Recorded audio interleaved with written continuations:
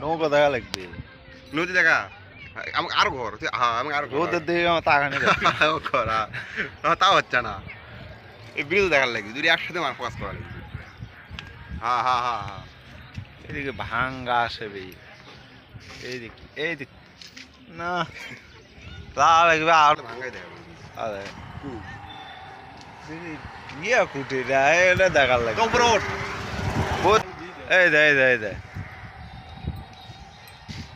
নদী দেখা যাচ্ছে হ্যাঁ এই দে একদম পুরো সামনে দিয়ে দেখা যায় না দেখি ক্যামেরা ইঙ্গে দাও হ্যাঁ ওটা ধর্ম ক্যামেরা 200 টাকাতে এখন লাভ মারা এর থেকে লাভ মারা যাবে